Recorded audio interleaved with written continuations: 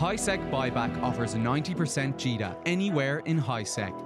Simply go to hisec.evebuyback.com, appraise your items, create a contract, and get paid quickly. This is Talking in Stations, a show about EVE Online. I am your host, Artemis Albosa. Thank you very much to the members of chat who are here watching live right now, been helping me put this show together. And without further ado, it is currently Tuesday, February 1st, the first day of February. Let's jump right into it. Let me get our browser up and showing to the stream because we have a lot of news to talk about today, and I'm super excited.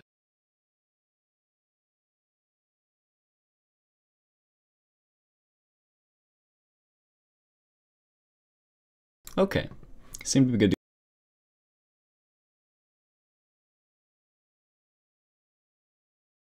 So, first things first, let's look at our map. Over the past few couple of shows, we've talked about many a conflict. One that we're not going to talk about today is Esoteria in the south. In fact, I don't think we're going to mention Fire Coalition once, which is going to be weird.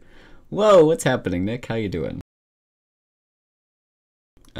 So if you're a member of Fire Coalition or Wrecking Crew or the Imperium and you're hoping for some conversation, gotta be more active. Everybody else is stepping up their game. So first of all, let's talk about the people who've become more active, and you're probably seeing lots of memes going around various Reddits and Discord channels. That's Snuffed Out and Fraternity. Winter Coalition as a whole, if you will, but Fraternity is certainly the figurehead alliance within that group. They have been fighting up in Veil of the Silent. For those unfamiliar, Fraternity and Winter Coalition moved out of the drone regions into these northern regions of Veil, Tribute. I think they're Branch as well. Let's check. Yeah, they're in Branch. Last year, maybe even the year before, and as soon as that happened, conflict between them and Snuff broke out. And there has long been rumors about a larger scale conflict with Fraternity as the aggressors coming in the winds. Snuffed Out have long lived in the low-sec regions in Lone Trek, and so they are well within striking distance of Fraternity and Winter Coalition. The thought was Fraternity is going to get sick and tired of the harassment, and they're going to strike back. Maybe this fight that we're going to talk about today is going to be the straw that broke the camel's back, but at the very least, it is stoking the flames of war because there was a dread bomb. There was a dread bomb of Fraternity in their home system in Veil of the Silent. Fortac H, they have a Keepstar in the system, and they lost 2 Titans and a Nyx right on top of it to a very well executed dread bombs by Snuffed Out. So for those unfamiliar, the way these dread bombs tend to work is you're going to drop a crap ton of dreads on top of some supers, which are either out of position or not working with another fleet, or just generally there's going to be a delay in support coming to their aid. And your hope is to kill the super capitals and then get out of there as quick as possible. You don't have any plan of engaging in a super capital v super capital or even a capital v capital fight. You would want to set yourself up to seem like it so that the defenders are slower to respond. They're trying to amass a larger group. But in any case, that's the general game plan for a dread bomb. And in this case, it went pretty well. You can see over 300 billion ISK killed, with only 52.5 lost on the side of Snuffed Out, at least in the snapshot of time for this battle report. But then bubbles happened, and effectively Fraternity and their allies in Winter Co were able to get enough bubbles on the field to trap a significant portion of the Snuffed Out Dread Fleet, which means they're all logged off. They couldn't keep them all with combat timers and keep them online, so they couldn't kill them all, but they're trapped in these bubbles and are currently being camped. Thus the memes. There have been a lot of comparisons between this and M2, specifically because a lot of the people fighting in this were participants in M2. I'm not personally a fan of that narrative because, quite frankly, These are dreadnoughts. They're not super capitals. Snuffed Out could log in all of their dreads, could lose all of their dreads, and I'm sure their members would still be happy with the outcome of this fight. I'm just, like, this is very much a win for Fraternity because they took a pretty heavy loss, but they have managed to turn it around, hold the field, and they have like a leg up on Snuff here. They can say, haha, we have your dreads caught, and now we're hell camping them. This is a huge morale boost for Fraternity on what would have otherwise been a pretty demoralizing loss. For Snuffed Out, this is a fantastic source of content. You just have a Fraternity fleet constantly there and ready to be shot at if you would like to.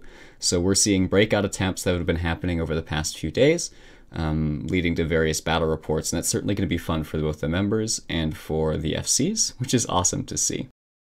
DR hit FRT Rage, logged in first, and got the bubbles up.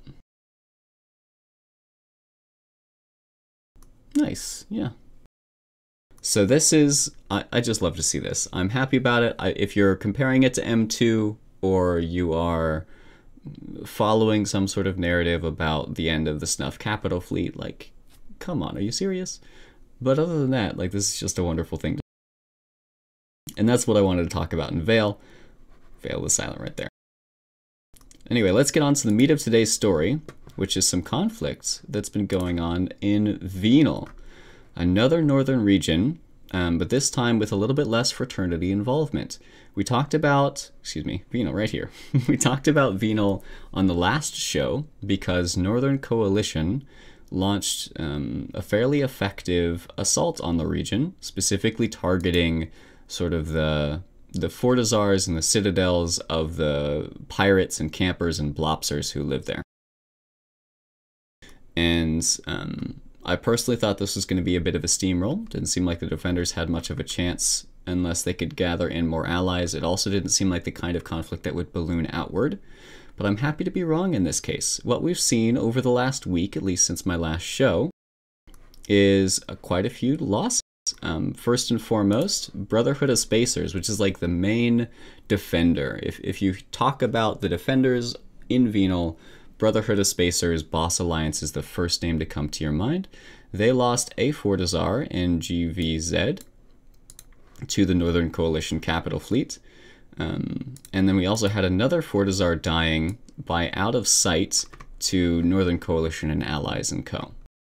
This out of sight Fortizar, it's a bit weird. I wouldn't really consider it a part of the defense. Like the defenders' morale is not impacted by this loss. Out of sight doesn't seem to be a key ally in the fight against Northern Coalition. If I look at their alliance, they're certainly a well-known name. I remember them from the Alliance tournament even. I rooted for them because I liked their logo. But they only have 14 active characters in the last 7 days. So this is the kind of alliance that they had a Fortizar in an NPC region. They were doing some stuff. A bigger fish came in and ate their lunch. You hate to see it, but it's bound to happen, and it's probably not going to impact the overall outcome of this. So attackers are happy. They got a Fortizar kill mill. That's what they're there for. Defenders don't really care. It's not a key strategic asset. This one, Brotherhood of Spacers, this is more important. More key to the defense, if you will. But then we also had Northern Coalition, the attacking force, lost an Astrahas in 2 IBE. So, not a Fortizar. It's not likely going to be strategically important, but what this says to me is that the defenders can accomplish strategic objectives with attacking momentum. So, if you are a defender in a war, and you are constantly just slowly losing structures, you're logging in for timer fights, and sometimes you win those timer fights, but sometimes you lose those timer fights, and so you're seeing your assets slowly be whittled away at. It's very demoralizing, and it will end a war quickly if you can't get some points on the board, if you will. And so being able to strike back and shoot and kill successfully an anchoring Astrahas is certainly the kind of thing which would improve the morale of the defenders. So this is going to prolong the war, if you will. But then we also have another fantastic battle report. This one happened in QHJ Tech FW. You've likely already seen it, but if you haven't, boy, do I want to talk about it. So we had Brotherhood of Spacers, who we just finished talking about, allied with Brave Collective, new at least to me for this conflict, and then the usual crew, against Northern Coalition, Pandemic Legion, Slice, Test, and notably not very many Fraternity.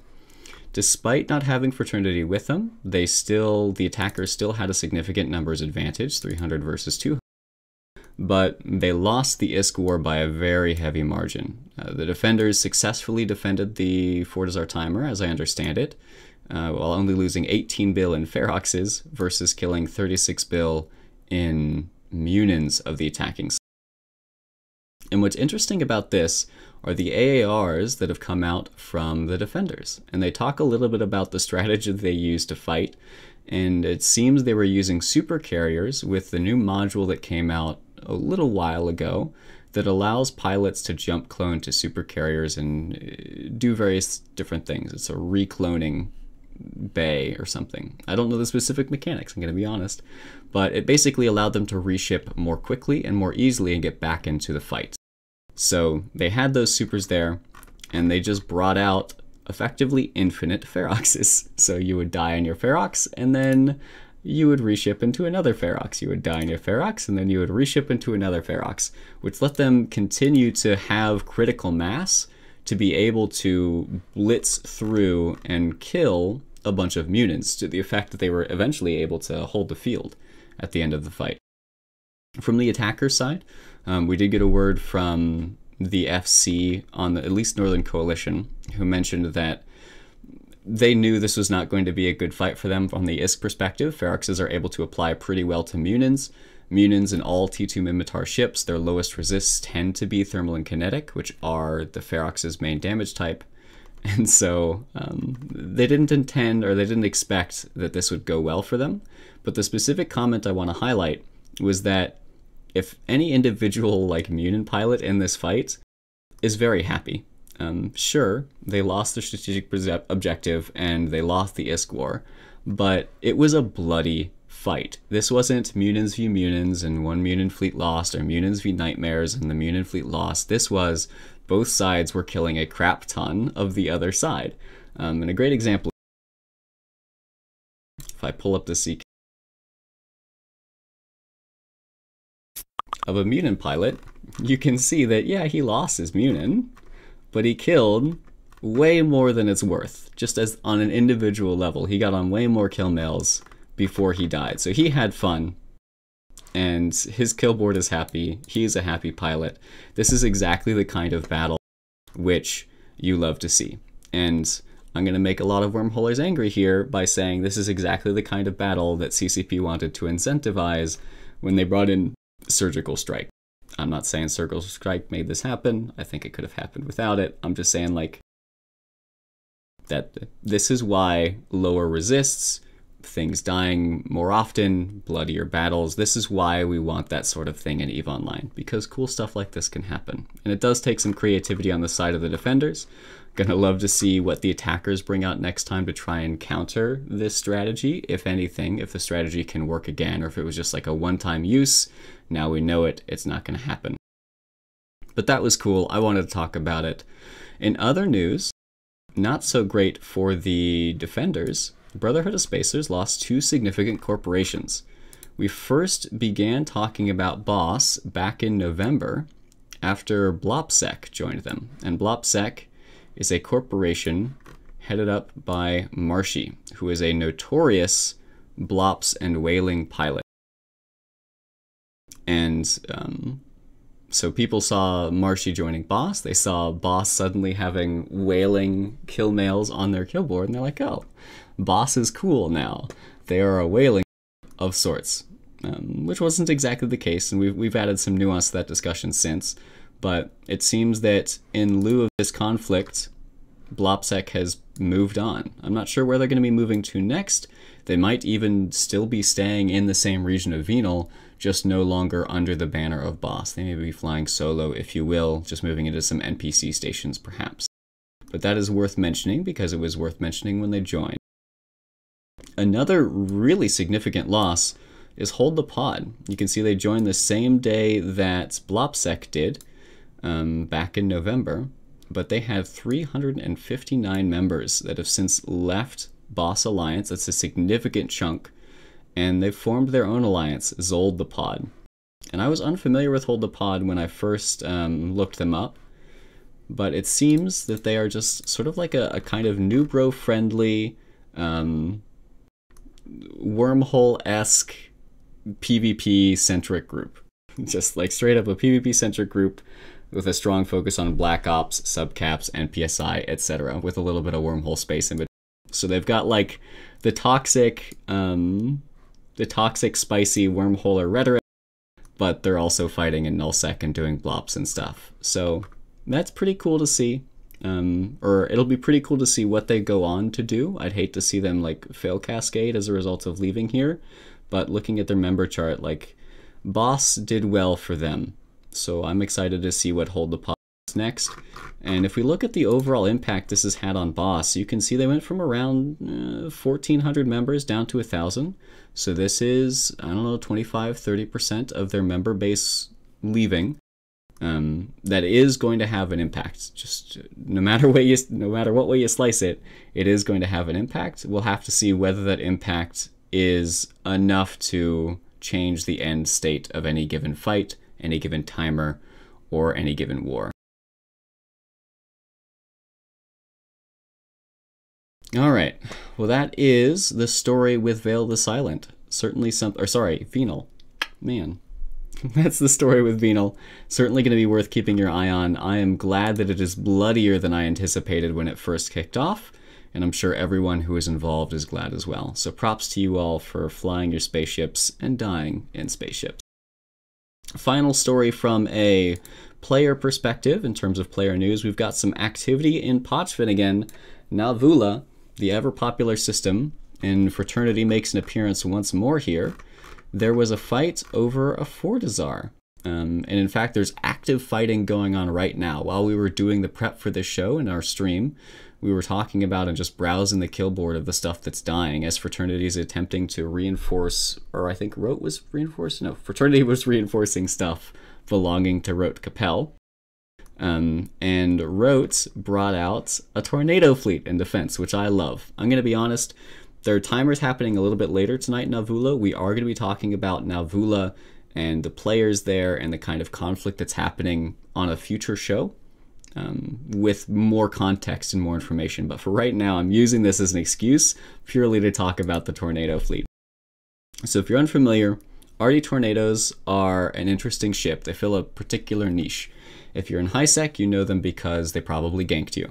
If you are in low sec, you know them because they probably ganked you. If you're in null sec and you see one flying around, well, it's probably Stitch Canelan and he probably killed you. But if it's not, then it's going to be flying around on a Citadel grid.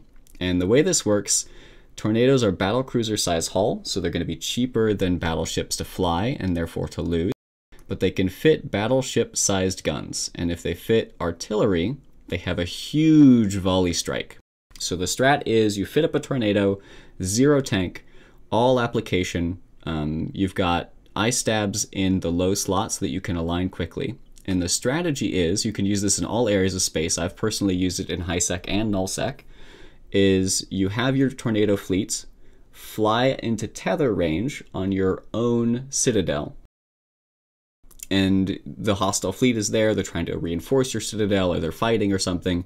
So you're all tethered up. You have your whole fleet align out, and then everyone all at once breaks tether, locks up a target, shoots it, and you warp away.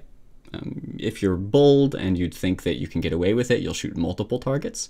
But that's the basic strat. The goal is that you can fight outnumbered, utilizing the tether mechanics and the massive volley of tornadoes to get some kills on the board, score some points in the fight, and make your membership happy. So it is just a wonderful thing to see. It's amazing to FC. It's very easy to make a mistake and whelp your entire fleet. But if you pull it off right, it is incredibly fun. Personally prefer the Talos, Nick. The Talos is a great ship. Noir for the longest time tried to make a Talos Boucher fleet, Talos plus command destroyers. So the strat would be you'd take your little ball of Taloses and command destroyers and you'd boosh into a fleet and then take a few and boosh out, and then the Taloses would mince up whatever you managed to spearfish, and then everybody would scatter. And of course, because they're battle cruisers, the cost of them is relatively low. Alright, we have a comment. You should consider doing more prep for your stream. Accurate information. Marshy and hold the pod. Not being in boss have nothing to do with the NCPL information. Not much time to play, etc., etc. I mean, listen, man. Hinden Peter, I appreciate you coming in, and I appreciate you trying to give me some accurate information. But nothing you say contradicts what I said. Like, losing 400 members from your alliance is going to have an impact.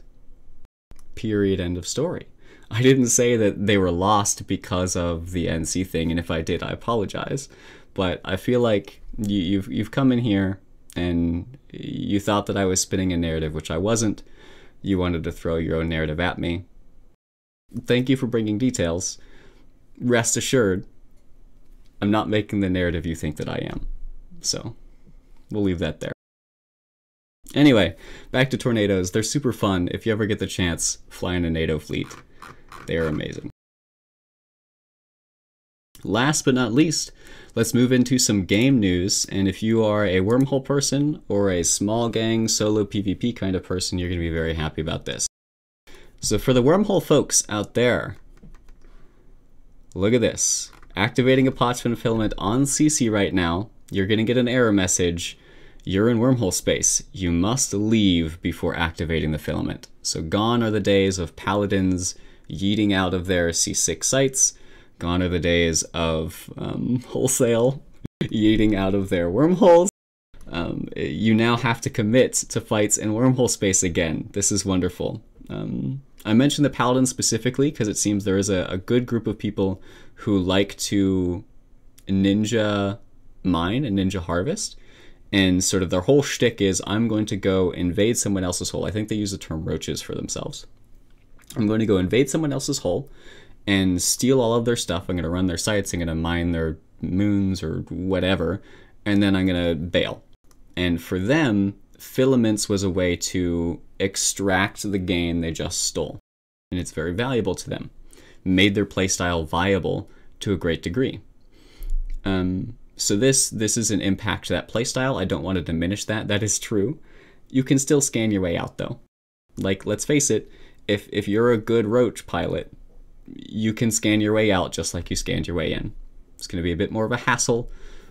I'm sorry, I wish it wasn't, but that's the trade-off that you make when you use that kind of gameplay. But I think the benefits of this certainly outweigh the costs. Does this apply to Abyss filaments as well? Not that I've heard, and I would certainly hope not. Being unable to run abyssal filaments in a wormhole would be disastrous, just in my opinion. Other filament changes. This is for the nullsec folks and for the solo PvPers out there. This filament allows for pilots to be transported to a random solar system in another region of null security space. On the face of it, this makes no sense whatsoever, unless you've used filaments and you've been, let's pretend for an example, you're a member of the Imperium. You're sitting in Delve, you're like, man, I want some content.